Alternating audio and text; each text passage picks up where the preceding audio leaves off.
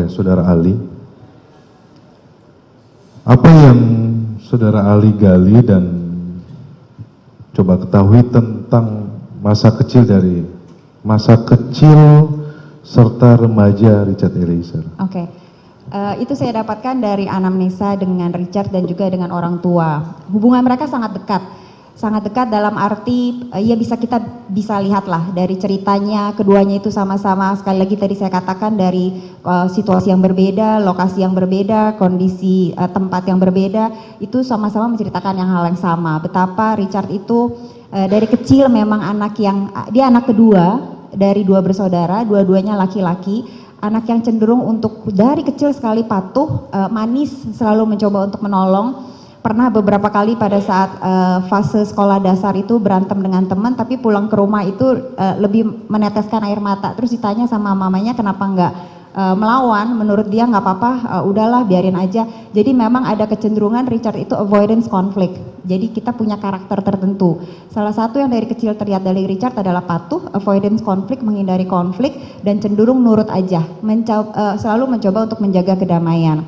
Kemudian di samping itu dia selalu berusaha untuk membantu orang-orang sekitarnya, itu pada masa masih kecil sekali. Lepas SD, mulai masuk SMP dan SMA, dia lebih banyak aktif lagi pada hal-hal kegiatan yang lebih positif. Seperti panjat tebing, tarik suara, dia tergabung dalam paduan suara, sempat mengikuti kompetisi-kompetisi, menyanyi juga, sempat agak-agak bandel lah, nakal dalam tanda kutip itu sekitar SMP. Jadi mengenal tawuran, hal yang buat secara wajar masih dalam porsi yang normal. Karena memang pada fase remaja cenderung lebih ngikutin peer group, kelompoknya seperti apa, pencarian jati diri, di mana toh perilaku itu berhenti ketika dia masuk SMA. Kemudian, terima kasih, Saudara. Dalam proses memutuskan suatu hal atau suatu tindakan, proses psikologis apa saja yang terjadi? Nah, kalau ini saya mungkin mohon izin majelis ada yang mau ditampilkan PowerPoint, karena ini penjelasannya bisa PowerPoint tadi kita sudah serahkan. Supaya mungkin lebih bisa ada gambarannya. Silakan. Terima kasih, majelis. Sekali lagi. Oke, kalau kita ngelihat, jadi kalau tadi pertanyaannya proses apa yang dialami seseorang pada saat mau memutuskan suatu tindakan atau berperilaku. Sudah pasti itu melibatkan banyak sekali proses mental. Kita melihat sesuatu, kemudian kita relate-nya, kita mencoba mengasosiasikan dengan memori yang ada di kepala, kita juga melihat perasaan hati kita seperti apa, dan itu semua terjadi pada komponen pada organ tubuh yang kita sebut sebagai otak. Kalau kita lihat otak itu ada beberapa bagian, ada beberapa lobus, ada lobus frontalis, ada lobus parietal, kemudian ada occipital dan ada temporal seperti kita lihat. Yang lobus merah itu lobus frontal, itu dia bertanggung jawab pada proses berpikir, kemudian juga memorinya seperti apa, tapi sebelum lobus frontal bisa berfungsi, itu biasanya lobus temporal yang kuning dengan biru itu berjalan duluan, termasuk yang hijau.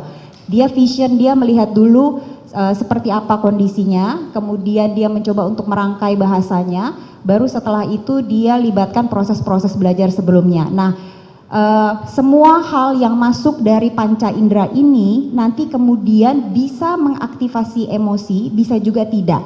Emosi itu ada kalau gambar yang berikutnya itu ada amigdala, titik kecil, balik lagi, iya, titik kecil yang di tengah-tengah itu bagian otak yang mengatur emosi. Nah, bagian otak yang mengatur emosi ini kayak manajer, jadi dia akan mengirimkan sinyal ke semua otak lobus yang lainnya tersebut untuk kemudian memutuskan kira-kira mau berperilaku atau bertindak seperti apa.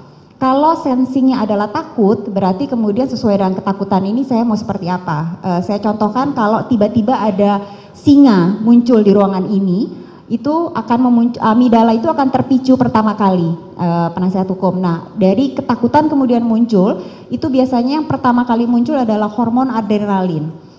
Mulai itu kemudian hormon adrenalin, setelah itu hormon kortisol, hormon stres, yang pada akhirnya akan memicu ini tindakannya mau ngapain, mau kabur, dikaitkan dengan memori. Mungkin pernah nonton bagaimana singa menyerang manusia, Jadi mulai muncul akhirnya ketakutan, kemudian dia mendengar auman mungkin suara ngaum si macan, sehingga kemudian akhirnya lobus frontalnya baru kemudian memutuskan kira-kira dia mau seperti apa.